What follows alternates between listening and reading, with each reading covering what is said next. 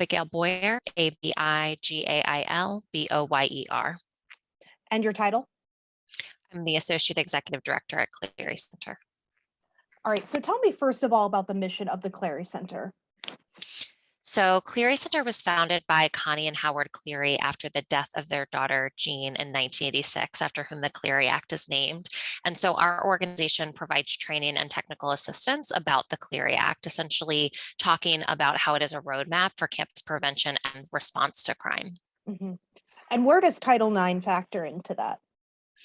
So Title IX intersects the Clery Act. We often talk about it shaking hands with Clery when we provide training. And the way that it intersects is specifically around dating violence, domestic violence, sexual assault, and stalking. Both laws have reporting requirements for individuals that learn about incidents on campus. Both laws have certain rights and options that are afforded to individuals reporting dating violence, domestic violence, sexual assault, and stalking.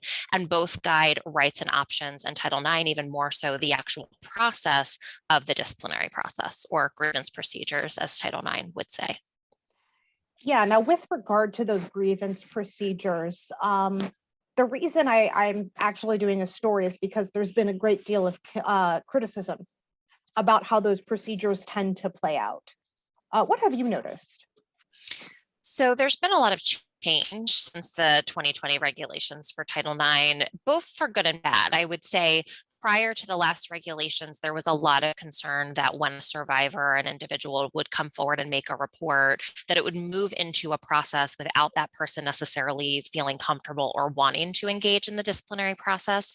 The new regulations provide more of a barrier to that happening, in that the individual is notified of the supportive measures available to them and how to file a formal complaint, but it doesn't mean that it's automatically going to jump into a disciplinary process. So I think that can be a positive. The challenge is that the Title IX regulations are very prescriptive. They involve a live hearing. There is cross-examination by an individual's advisor of choice.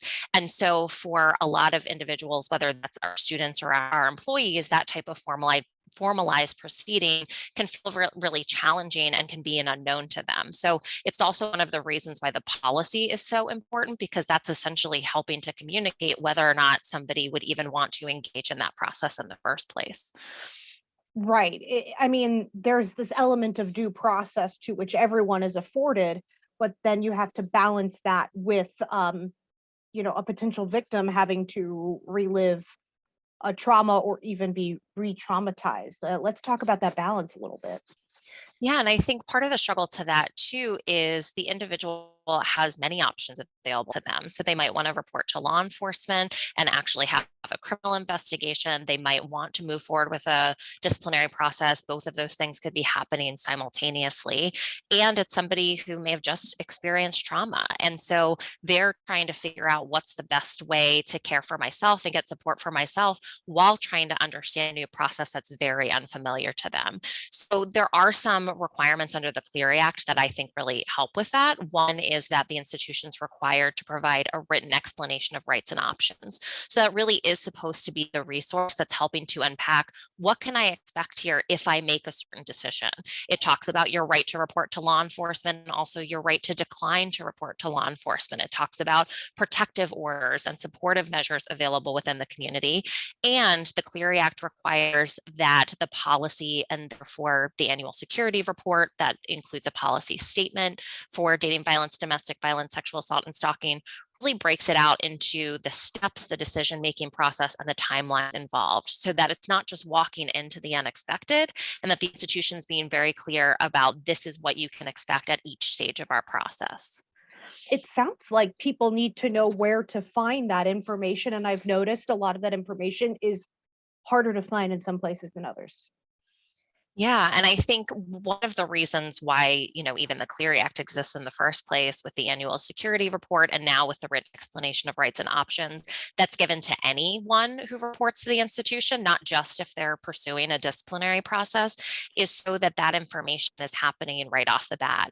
One of my former colleagues used to always talk about how sometimes a person needs some space to push out the walls from around them before they can really decide what's going to feel right for me in this moment. And for somebody who's never experienced trauma, or unfortunately, even if they have, really knowing what's going to feel best for them can be a difficult decision that only they can make. Only the survivor knows what's right for them. So the best thing the institution can do is just be as clear as possible as to all the different resources available so that that individual can pick what's going to feel best for them moving forward. And maybe that's a disciplinary process. And for some people, maybe it's not, but they might be looking for academic or living accommodation so that they can feel safe in their own environment. They might be looking to pursue a protective order or no contact order so they're not having contact with that individual. So what that safety looks like is really relative to each individual, and the campus plays an important role in making sure they know what the options are. So what does that say about a disciplinary process if a survivor of sexual violence would sooner continue to see their perpetrator in class, at social events, perhaps in their residence halls, than go through that process?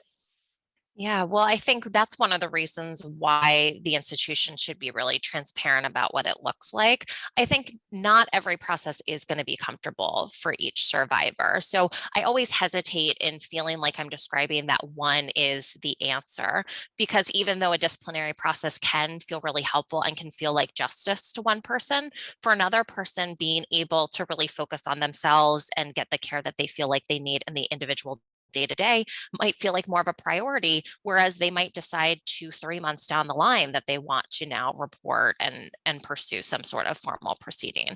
So I don't think that there necessarily is the right answer for a survivor, but I do think that campuses have to think really carefully about how do we make sure that it's not our process that is the barrier to actually pursuing this. So if the reason that the survivor is not seeking it out is because they anticipate that it's not going to be fair to them, or they think that it's overly clunky and confusing and just not an option because they don't understand it, then that is then a barrier to actually getting that kind of support or service, as opposed to a survivor who feels like they understand what to expect and is just deciding that that's not the best route for them right now. Yeah, agency sounds like is a Yes. very important Yes, part of this entire discussion. absolutely. If there was anything that you would recommend, any change, any systemic action that you think would need to take place to improve the reporting process, the Title IX process, what would that be? Yeah, that's a great question. I mean, I think one that comes up for me is not necessarily tied to any regulation, but is more tied to campus process. I think sometimes even knowledge of things like the disciplinary process or rights and resources feels very isolated or siloed to the people that are involved in providing them.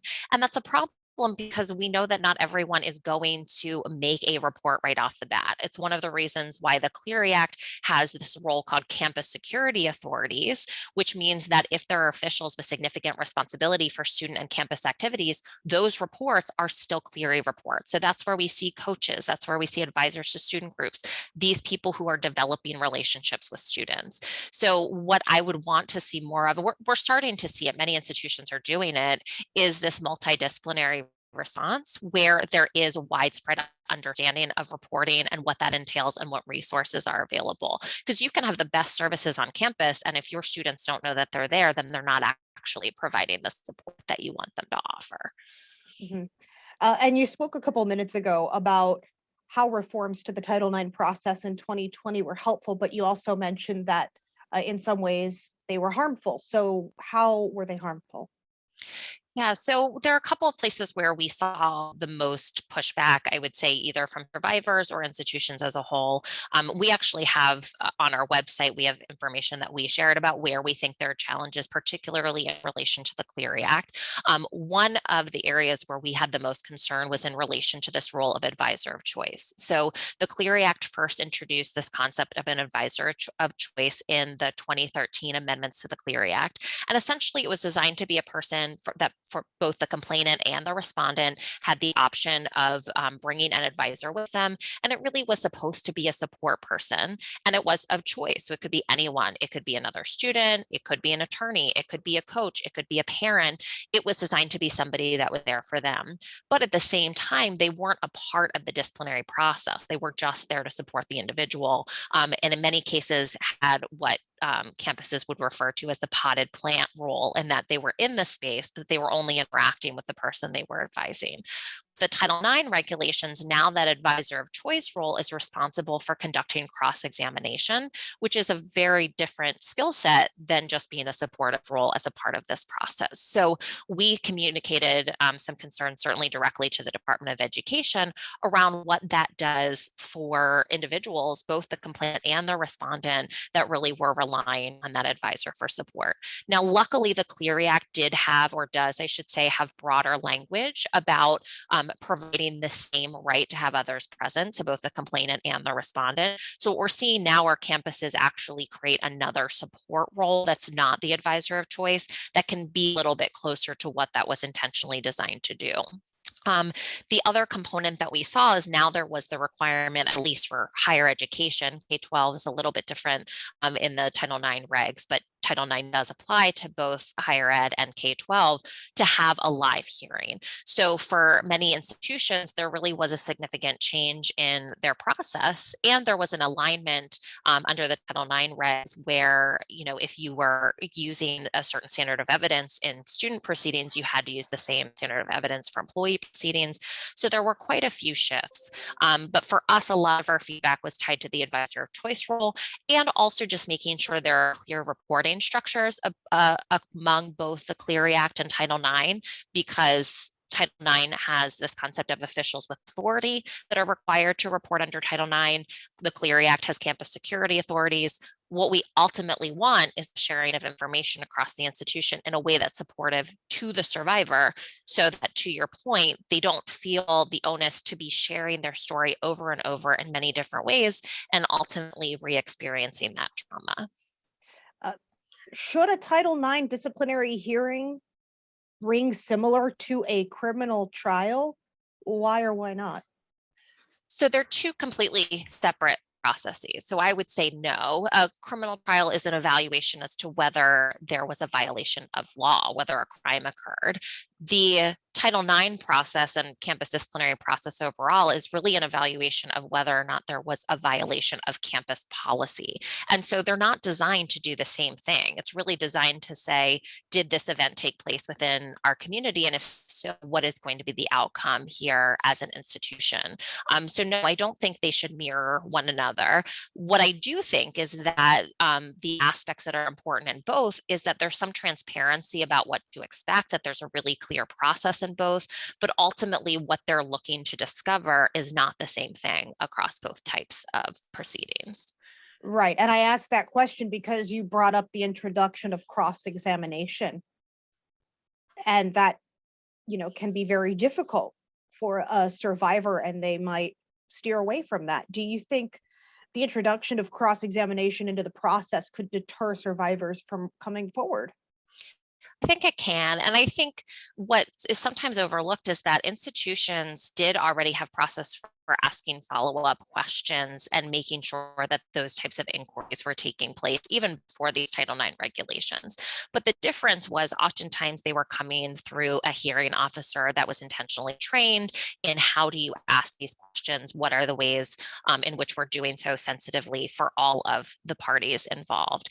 Now, there are still some protective factors as part of the Title IX process for that. So for example, when a question is asked, there's still an opportunity where there will be an exploration of relevance. And if it's not relevant to the proceeding, then that question will not need to be answered.